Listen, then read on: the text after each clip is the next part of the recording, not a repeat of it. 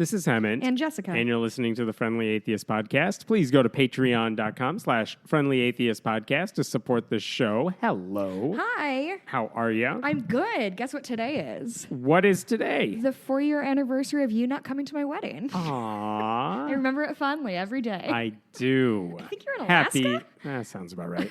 Happy anniversary. Thank you. Very nice. We also have an exciting announcement. We do. So we're going to get out of our house. Well, yes. A house. I'm For going to once. leave my room. Yeah, I'm really impressed that you agreed to this. I have done all the legwork, obviously. We're having a meetup in Chicago. It's going to be on October 5th at 5 p.m. at a bar called Fat Cat. It is in Uptown. It's at Lawrence and Broadway. It is my favorite bar in Chicago. I had my engagement party there, and that's why I picked it, even though I do not live in Uptown anymore. So there's a Facebook event page. So Hemant shared that on the Friendly Atheist page. Yep, and I will think pass that along in the show notes. Yeah. So let us know if you're coming. We have like 50 people interested and like 6 committed to coming. So if you're coming, please let us know because I need to let the bar know how many people to expect. And saying 50 people are interested is not going to be super helpful when it comes to blocking off tables. Right. So it's going to be fun. Come on down. We'll both be there. We're not recording a show. We are just hanging out, chilling out with people. It'll be fun. Yeah, it'll be great. Or so I am told. That's what happens when normal people go out. Yeah, I mean, fun will be had. Definitely by me, maybe by Hemant. Unclear at this point. Do you want to start with a super fun Chicago story while we're on the same track? Yeah. This happened last week, but I didn't get a chance to talk about it until now. Okay. So the Chicago Bears had their second game of the year. They lost their first game, and so it's like, does the team suck this year? Who knows? You guys, when Hemant talks about football, I do the same faces when I talk about Friends to Hemant.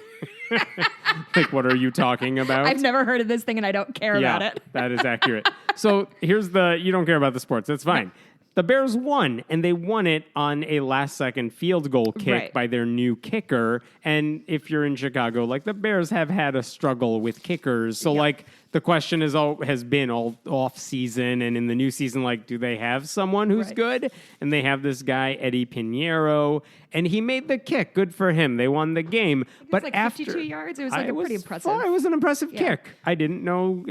If I was a betting man, I would not have bet he would have made it, and then he made it. Good for him. Yay. But anyway, after he makes it, and they're doing the post-game interviews, and he's the hero, first he puts out a tweet. This is probably when he's back in the locker room. If you don't believe in God, you better start believing he's real. Thank you, Chicago. Which is a interesting thing to say. And also in a post-game interview with the Fox commentator. Did he point up at this guy? He did not point. He just gave a goofy smile. But he said, for everybody listening, man, if you don't believe in Jesus Christ, you better start because he's real. I promise you that. He got more specific. Which I think happened first. And then he made his tweet echoing that. But whatever. Tim Tebow did it. A whole bunch of NFL stars will do their little prayer, song, and dance to Jesus after they do anything. This is before the concussions set in. But here's the questions that they never ask that I wish they would ask. If he missed the field goal. What does that mean about the existence of God? What would you have said then? Why don't they ever ask that in the follow-up? Who did they play against? Denver. Denver. Denver is known as Colorado, a very which is secular... home. Colorado has so many evangelicals too. But what would that have meant if you missed the kick? Also, why does Jesus care about your kick? I'm fine. You believe. That's all right. Why is this proof of God's existence? A gazillion people just have their lives destroyed in the Bermudas from a hurricane. Right. And there are mass Bahamas. And they have the Bermudas is next. Bermuda is next. And they have the mass shootings going on. Right. But wait, do you not believe in God? I just made a kick. My job is a kicker. And I made a kick. I did the thing I get money for. I did kicking good. Therefore, oh my God. Okay, I typed some words on the computer screen. That's my job. God's that doesn't real. prove anything. And nobody followed up as far as I can tell with him. I mean, genuinely, do you think somebody would follow up and be like, what are you expecting this guy to say, Hemant? I want him to say, I'm glad I made the kick. And then shut up. I sure wish God was focused on the AIDS crisis God or helped global me. warming. Now he can help all the other people he's about to kill off. Right. By the way, his teammate on the Bears was injured during the game and had to leave due to that injury. Oh. God did not help that He guy. didn't pray good. What Pinheiro can you say? did not comment about that. And also, does he think no one on Denver's team prayed for him to miss No, the Denver kick? is known as the godless capital of the world. I'm just saying, reporters who have have weed access there, to these so- players, you could ask some very interesting follow-up questions but here. he's not going to give interesting answers because he's a professional athlete. A pause would be an interesting answer. Anyway. Oh, boy. God, that's the only interesting thing about the NFL this week. Here's Sick another NFL one. burn, I guess. Yeah, that's what I got for you. Can I say I hate football season because when I'm at the dog park, everybody always talks about sports and like hockey I can talk about, baseball I can definitely talk about, and then people try to make small talk with me about football. I'm like, I don't fucking know, dude. I have no idea. You're not missing The ball out. is weird shaped, right? Head Yes, injuries, domestic yes. violence. Cool sport. So, speaking of head injuries, there's a YouTube channel. You may have seen it. It's called Prager University. That is the name of it. Dennis Prager is this conservative commentator. Basically, he puts out videos with featured And he guests. calls his YouTube page University. Yes, he What does. a pretentious twat face. Oh, we're not done with the pretentiousness. But, like, if you watch his videos, it's just right-wing propaganda. Okay. And occasionally a person who says, I'm liberal, but I'm a classical liberal, and the social justice people are not true liberal. brother. Yes, it's all of that sort of stuff. I've seen a video on there that said, if God doesn't exist, then murder isn't wrong. Let's talk about, that was Sure. their No, argument. that's a really good jumping off point, guys. So nice work. It's right-wing propaganda. It's Christian nationalism. It's if you think feminism is a bad word, there's the channel for you. Sure. But here's what's funny. The Prager made a video this week where someone had written an article about his videos and the propaganda stuff, and they said it's not an actual university. It's just a dude's What? YouTube channel. And It's not accredited? And Dennis Prager made a response that says, yeah, I'm a university. And I'm going to quote, now, if university means by definition you grant degrees and you're accredited by whoever credits universities, then no, we're not a university. Yeah, dude, that's what a university is, my man. Quote, but is that the only definition? Yeah. My contention... Words have meanings. My contention is that it is a university, but it doesn't grant degrees and it's not accredited, and that is accurate. We don't portray ourselves as what we are not, except he does. But Wait, is this all a quote? Yeah. But if a university is a place to learn and learn and learn and study and study and study and gain wisdom, then why aren't we a university? Because universities are things. Words have definitions. The definition we are of lapsing into anarchy at this point. Which also would be a Prager University video. The definition of university is a place that grants degrees. And also, if you watch his videos, you don't learn. You don't gain wisdom. You just learn how to be a dick online. Like, you don't learn stuff. And also, if you really wanted to use that definition, like, do you learn from us? Then we're a kind of university. Yeah. No, there are places on YouTube where you can learn stuff. I watch some really interesting science and mathy channels that I find interesting. But even Geek those check. people, thank you. But those people are not claiming to be a university. They're just like, hey, we're geeks about this stuff and we want to share it. It's like, oh yeah, that's pretty much the right description. Oh my God. So like, if you... So Prager University, which isn't a university, is a university, says Prager. If you consider a millionaire a person who has access to millions and millions of dollars, then no, I'm not a millionaire. I have $26 in my bank account. But emotionally... Patreon.com/Friendly Atheist Podcast. Emotionally, I think I am a millionaire. I live my life with a richness of friendship and dogs. So yes, I'm a millionaire. That is how millionairing works. You guys, can you donate to our Patreon page? This is apropos of nothing, Okay. but I found this out yesterday because I gave a talk in Chicago yesterday. A lady came up to me and said, you were talking about the Congressional Freethought Caucus, which is this group of 10 people in Congress who gather occasionally, but they're not there to advocate atheism. They're there to say we support science-based reason. Evidence-based legislation. We support church-state separation. These are good things. Everyone should be able to get behind this. But there are only 10 members. And I showed a picture of the 10 members, and she comes up to me after, and she says, well, you forgot one. I'm like, no, I didn't. That's the most recent update I got. And she shows me, like, well, this member of the House, he's in the Freethought Caucus, and I look at her phone, and she's on the guy's House website, so like official, and it says he's listed as the Freethought Caucus, and I'm like, this is news to me. Who is this guy? And then I look it up, and I'm like, holy shit, there's another member I didn't know about too, and these were never announced. Because maybe they didn't want to put too much weight on people. Yeah, you don't drop a PR about that. Yeah. But in any case, Sean Casten, who is one of our own, like in our suburban Chicago. Who I canvassed for? Who you canvassed for, is a member of the Freethought Caucus. And he joined earlier this year, and nobody announced it. Oh, my God. And also, the other one is a woman named Susan Wild, who is a Democrat in Pennsylvania, who also won in 2018.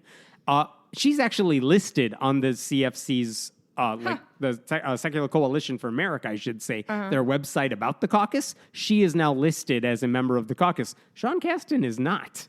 Like, he is seriously under the radar here. Interesting. But it means there are two more progressive Democrats who are actually part of the Freethought Caucus, bringing us up to a dozen. Dope. Which is awesome. And I don't know why there are not more. There should be. Yeah. But I'm very curious if, like, I assume it's not publicized because they kind of want it to be under the radar. Yeah. I don't know why. Why do you join a caucus if you're under the radar about it? But also, I'm very curious if any of these politicians would be hurt by that connection, because it's not like the Freethought Caucus has done anything controversial. Right. But maybe just the mere word free thought Sure. is something that their opponents would use in a smear campaign. I hope not. It would be kind of almost funny to watch them try. Right. Like, what? You think? Never. Logic, I hate it. Vote for the GOP. And by the way, I should say, the Chicago Sun-Times did mention, I looked this up, in April, they mentioned that Casten was a member of the caucus, and literally nobody spread that anywhere. I don't think they recognize the significance I feel like a 10-person caucus is maybe not the most interesting news that somebody But when it's the there's a Frisbee caucus, and a random, like, anything you name has a caucus. It's like a club in college. There's a club for it somewhere. But in this case, you can never tell when you're kidding or not. There really is. A Frisbee caucus. I'm pretty sure that's a real one. I'm pretty sure that's a real one. But they have pretty random ones. And the whole point is, cool, there's now 12 who are willing to not run away from the word free thought, which is kind of nice. Right. Actually, on that note... Tell me there's a Frisbee caucus. No, I am going to look that up, but I got distracted by another thing that I had been looking up. So I have transitioned into working full-time as a freelance writer, which is very exciting. If anybody has work for me, I would appreciate it. But I'm also volunteering on a campaign for Rachel Vanchera, who is a local Democrat in my district. She's primarying Bill Foster, running to his left on the Green New Deal, all that stuff. So I will probably be plugging things, and I think she might even come on the show. And that's all very exciting. So I'm going to be doing some speech writing for her, and it's all very cool, and you guys should support her because we need money. So next thing. All right, next thing. We're going to do a pop quiz. All right, are you ready for this? Here's the setup for you. Grand Rapids, Michigan, pretty conservative area, home of Betsy DeVos. It's pretty conservative. There's a mayoral election coming up later this year, and there are two candidates. One of them is the incumbent mayor, and another is a pastor. So the mayor is Rosalind Bliss. She was elected in 2015. The incumbent is a local pastor named Daniel Shute. And the local newspaper asked them a series of basic questions, like get to know the candidates, right? I'm going to read off some of their answers, and I want you to tell me if you could figure out who said the following. Oh, I'm going to hate this, aren't I? Why should the voters elect you? There's question one for you. Why should the voters elect you? Who do you think said this, the mayor or the pastor? Why should the voters elect you? My goal is that Grand Rapids earns a reputation as the best mid-sized city in the Midwest, the best city to work, live, and visit, great place to call home, a vibrant city that is safe, secure, with opportunity for all. Sounds like a mayor. That does sound like a mayor, doesn't it? Oh, no. Here's the other option. I would like to help all of the citizens of Grand Rapids to live a more happier, healthier, and productive life based on the principles given to us in God's holy scriptures, the Bible. Whoops-a-doodle. The mayor said that? No. No. The pastor said the second one. The mayor said the first generic, pretty bland answer. I thought there was going to be like a huge fun twist. No, that is not like the mayor twist. was the one who was like right. proselytizing. But I will read you. If elected, what will your top priorities be? Here is, you tell me who said this one. Okay. To proclaim the glory and the gospel of the Lord Jesus Christ. Whoa. Can you guess? You'll never guess. That is the pastor. My God. Who is Christ, who is the only answer to every one of our problems and challenges. Did you say answer like that because it's italicized? Because it is in quotes. Oh. He said, quote, answer. Also, his goal is to seek to make the city of Grand Rapids a, quote, sanctuary city for all unwanted children destined to be murdered through abortion. Whoa! Whoa! Yes. I was very curious. Okay. That is the wildest sentence I have ever heard. Question 3, how can we fix our housing crisis? How do you even work the Bible into this one? Let's find out. God said, how can we feed the hungry and clothe the needy or whatever, so we're going to use that. Close. Educate in a personal way how any Grand Rapids citizen can acquire clean, adequate housing by following the principles given to us in God's holy word, the Bible. That one felt wedged in. Right? That felt like an afterthought a little bit. Oh, no, I forgot. Let me toss it in there. Anyway, so that guy's actually running for mayor against the mayor. Is the mayor Democrat or Republican? I don't know if it's a partisan election, but she seems to be a Democrat. Yeah. I don't actually know that for sure, but she's a pretty typical, I want to make the city better. Yeah. So Grand vote Rapids. for me. I was We'll just in Grand continue the work. Rapids. There you go. They have good breweries. I'm sure they do. And they also have a lot of megachurches. So anyway, this isn't even an election. This isn't hard, Grand Rapids. Don't F this up. Oh, you guys. That's rough stuff.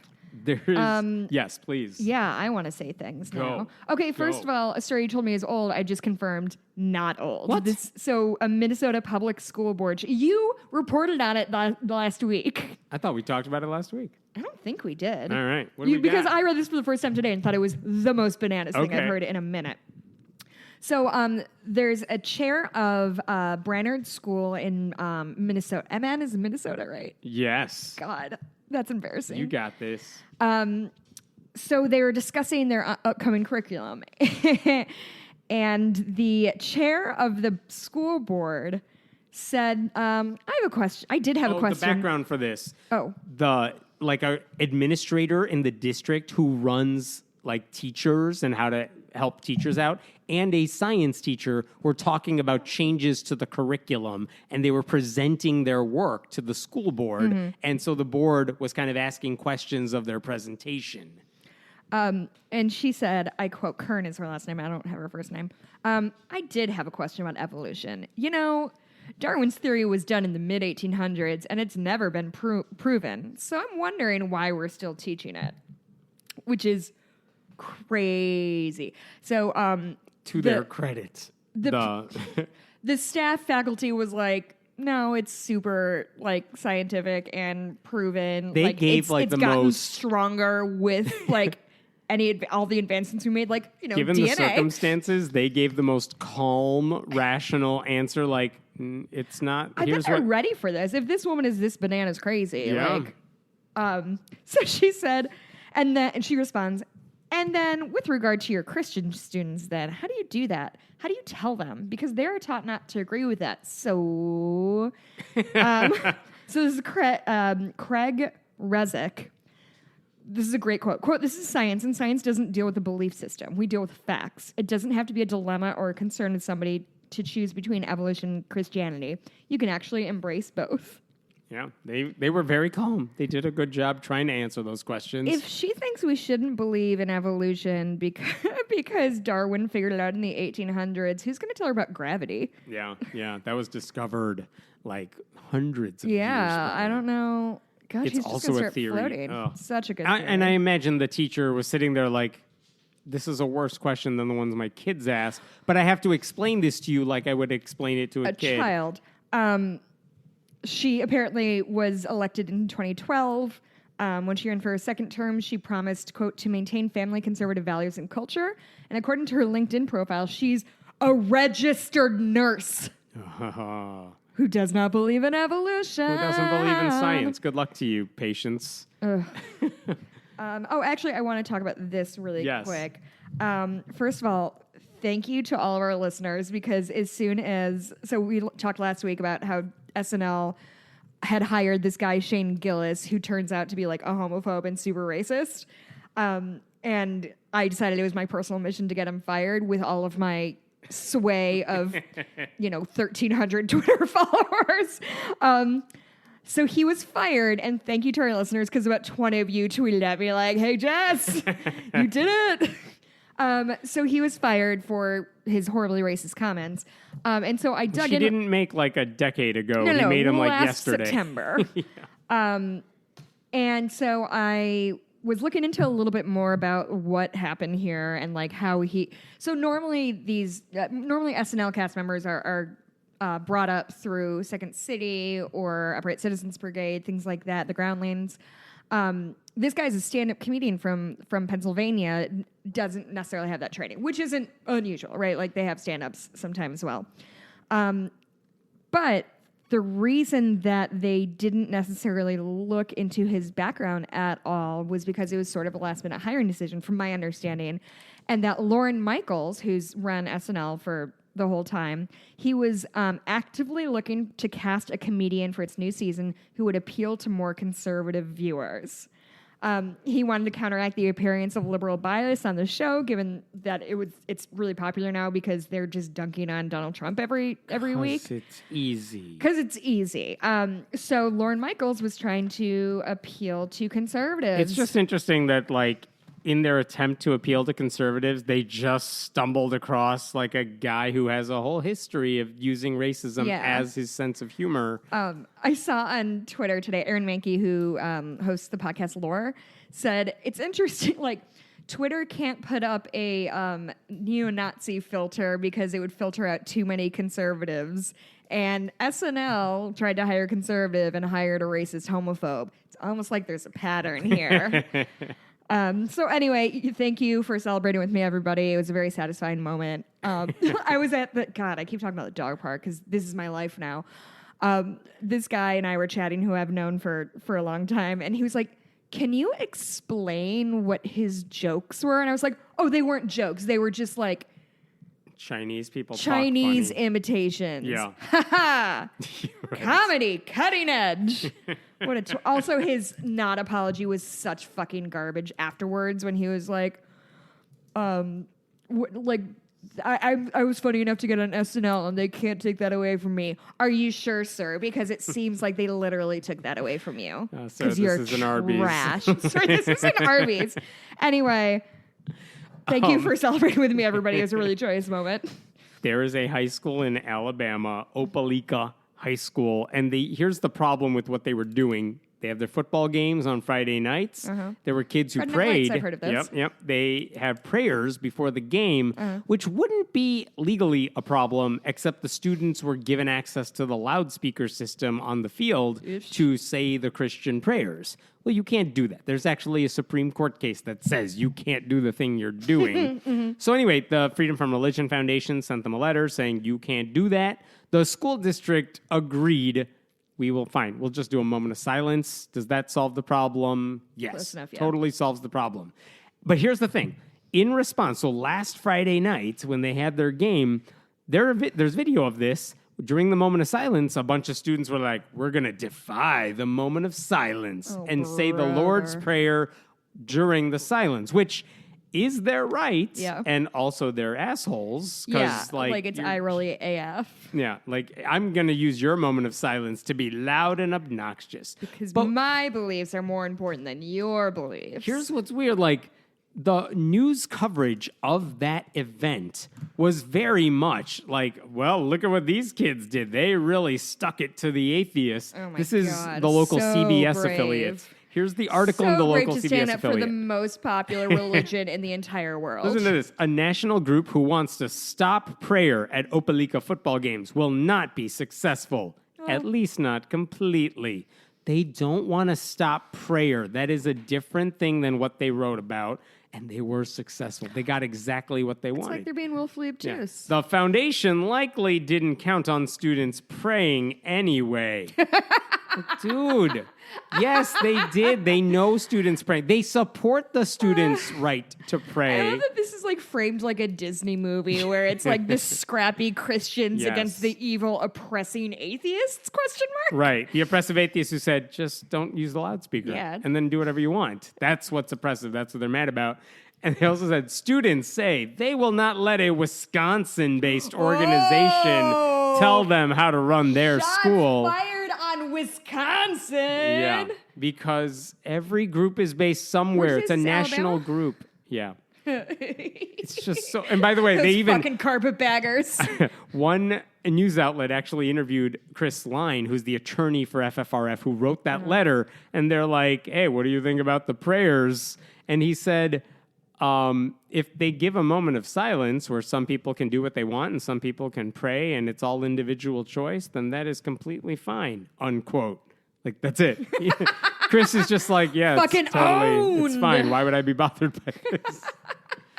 Todd Starnes, a Fox News guy, his headline's like, Alabama students defy atheists. Oh, my No, goodness. they didn't defy this atheists. This is like the movie Newsies all over They're again. so desperate to be persecuted that they make up these stories about how, like, look, we prayed, and look at us showing you who's boss. Dottie is so mad at the podcast that she's, like, running through the wire. She just got herself tangled in my headphones and then saw a fucking squirrel. And I think we're still good. Or we won't be able to hear you for the rest of the show. No, it was my headphones, so I won't be. Okay, first of all, how dare you? This is good news. The Clergy Project, which is this program that helps preachers, pastors who are still working in their church, but who have now realized, I don't believe in God, but this is my career now. So what do I do? And the Clergy Project is kind of an online forum where they could anonymously discuss their doubts and what do they do from here. Right. But the administrators know who they are. They got to vet them. But anyway, the Clergy Project's been going on for several years, and they just hit a new milestone. They now have the 1,000th person to come into their forum. Wow. Like vetted, come through. Not all of them have, quote unquote, like left the system, but 1,000th person is now a member of the thing. That includes current and former participants, and they called it a, quote, as a joke, a secular miracle. Partly because it didn't occur to them that they would find each other like this. Can you imagine being secretly atheist, but running a church, and then realizing there's like 1,000 more of you out there? Yeah. And that's just the people who know about the Clergy Project and actively signed up. Right. How many more are there who haven't said anything? It's almost preposterously niche. Like, it's such a small segment of potential people. Like, I don't know how many, like, priests, like, you know, church workers there are in the country, but, like, that's to get 1,000 people for this, like, the most niche group of humans you can imagine is incredible, and they're doing really good work over there. Yeah, so congrats to them. This is a surprising thing I saw this week. There's his name is George Kratakos. He's the mayor of Clearwater, Florida. He is a Republican. And so he's the mayor of a city. They don't really get much legislative power here. So not Is it to Clearwater? do Clearwater. They can't do a lot for gun violence because it's a mayor of a city. What are you really going to do? Yeah. But so that's where Scientology is based out of. Right. I think that's right. He asked his city council to support an ordinance supporting a ban on military-style assault weapons and high-capacity magazines. He also wanted an expansion of background checks. He wanted to institute a red flag law so guns don't get in the hands of anyone who might be a threat. But again, he's a mayor. This is a resolution. It doesn't carry the weight of a law. Right. But it's kind of saying, like, look, in our city, this is what we support. Hey, lawmakers, it would be nice if you did something about this. It's a little bit of posturing and you know, performative stuff. Again, it's a little surprising because he's a Republican saying all this stuff. I missed that part. But here's the thing. He was asked, like, so why are you as a Republican backing all of these policies that your party doesn't like, most Republicans don't like? And here's his quotation. I've gone to church. I've prayed. My prayers aren't working. Wow. He figured it out. Holy shit. God's not going to fix it. So he's like, we need to actually take action. That is like a fucking nuclear bomb. Holy shit. Yeah, Good for him. He's still a believer. He's a member of the Holy Trinity Greek Orthodox Church. Sure. But basically, he's like, well, it's policy and we need to be pragmatic, so we need to do something. Now, is this the first time in the history of the world that somebody's prayed on something and then changed their mind instead of just reinforcing whatever they believed already? I would like to think the answer is no, but I don't know any other examples. Now, this said, there are 5 members of his city council, including him. Uh-huh. He's voting for this ordinance. The one Democrat is voting for the ordinance, but the 2 Republicans and 1 independent are still on the board, and they take issue with it because they think it goes too far. So it's not like this ordinance is even probably going to pass. Right. But the idea that the Republican mayor said, look, my prayers aren't working, so let's do this. That's an incredible quote. Yeah. Wow. Do you want to talk about Sean Spicer? We have to talk about Sean Spicer. Okay, I don't watch Dancing with the Stars normally. I actually considered it. I don't watch crappy reality TV. You're looking not all at of me. It's crappy. I was going to say, all I watch is Survivor. You do watch Survivor. This so good. I've been watching with my friend Leah, who lives in Portland. We've been watching. Contact me. Let us discuss Survivor. I can't believe it's A, still on, and B, Survivor South Africa, not that good. Survivor Australia this season, amazing. Yes, I watched the foreign editions of the show. Oh my God. Have you heard of the show Are You the One? This is such a tangent. No. So it is an incredible, I like some trash reality show. I don't tend to watch, I don't usually seek it out. But Are You the One is the most incredible premise. So it's like 10 people-ish, 10 or whatever, an even number of people. And they have been paired up for their one true match, right? So somewhere in the house is a person who is scientifically proven to be their one true love, which is the best part of this is well, if the scientist said it, then we're definitely a match. And then their job as a group is to figure out who is each other's partners. Oh. And if they do that, they win X amount of money. This is a good show, you're telling me? Okay. First, I just need to tell you how fucking funny it is, because whenever they, at the end, they try to pair up and see how they did, and they put their hands on, laser scanners to establish if they're matching. And then if they go in this room, if they think that they've matched up, and there's, this, green, very matrixy green, body scan. Oh my God. It's so faux scientific. It's incredible. But this season, and this is the first season I've ever watched because my friend Leah wanted to watch it with me, everybody is sexually fluid. Okay. So it normally was 5 straight guys and 5 straight girls. Yeah. Or 8 straight guys and 8 straight girls. Everybody is open to dating somebody of either gender. Okay. And so it doubles the trickiness because anyway, it's so good.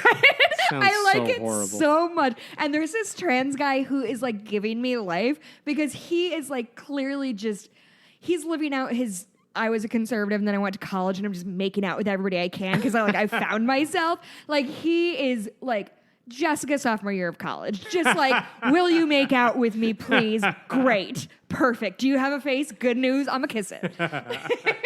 Anyway, I cannot recommend it highly enough.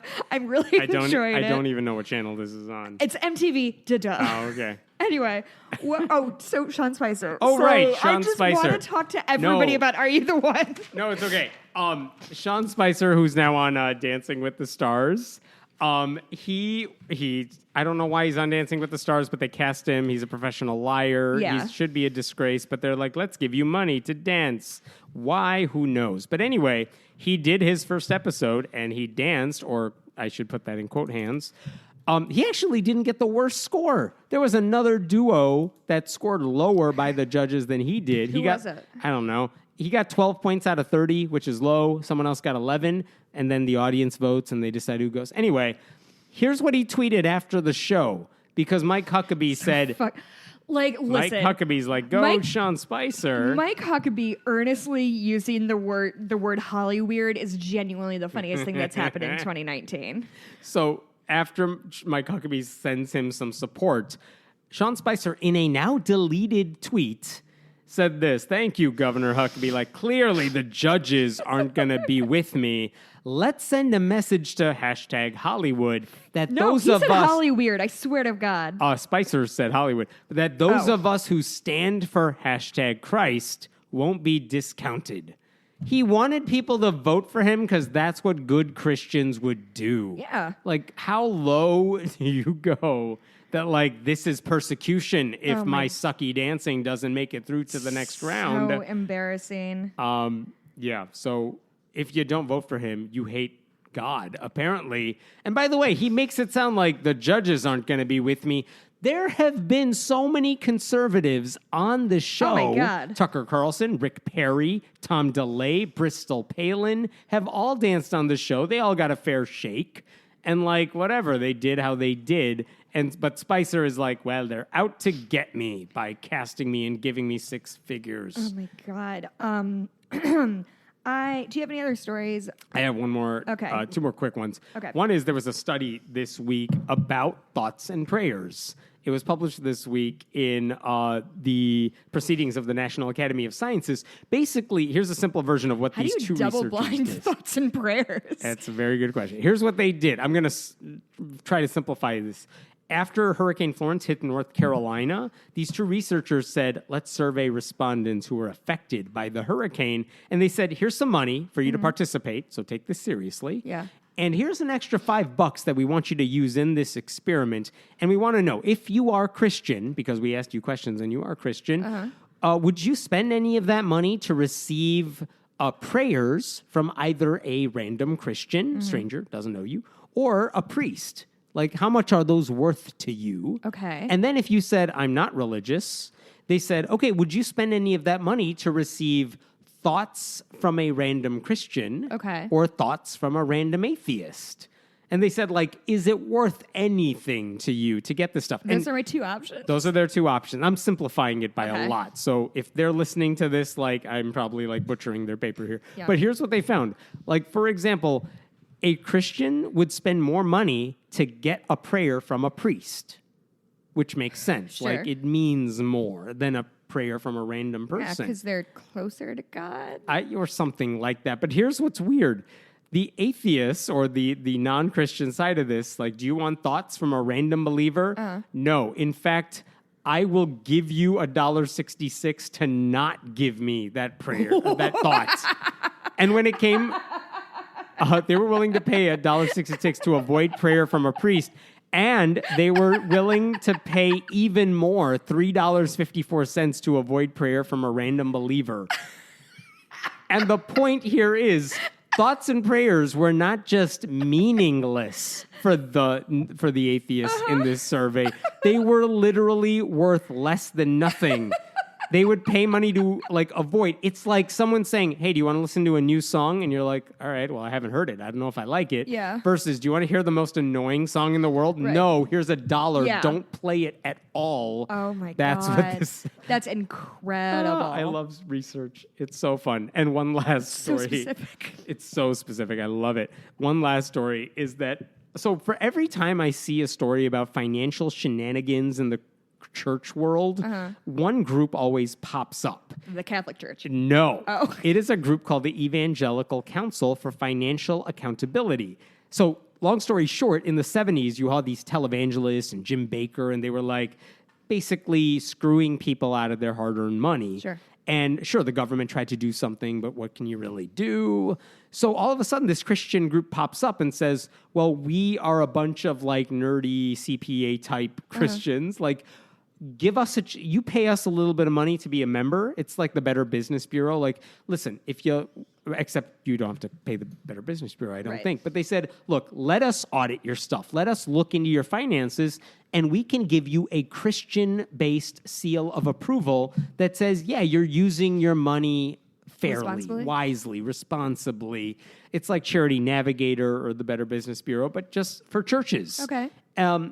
So I always hear their name, like, this church has a certificate of, like, accountability from the ECFA. Okay. Like, they have a seal of approval from them. But here's the thing, a Christian publication called World, which does some really good investigative pieces every now and then, they actually looked into this. And here's what tipped them off. basically, we talked about this in the podcast before. There's a church called the Harvest Bible Chapel. It's a mega church outside of Chicago, and their pastor had to resign because they basically found out he was taking all the money, spending it on the worst things. He was thinking about hiring a hitman to go after his son-in-law. Holy shit. He was friends with Man Cow, the shock jock DJ guy. But I anyway, remember we talked about this yeah, guy. we did. So this church was Never like, forget somebody who's friends with Man Cow. right? This church was basically using money in all the wrong ways, and yet they had a seal of approval from the ECFA. And it's like, well, how come the ECFA didn't catch any of this for years?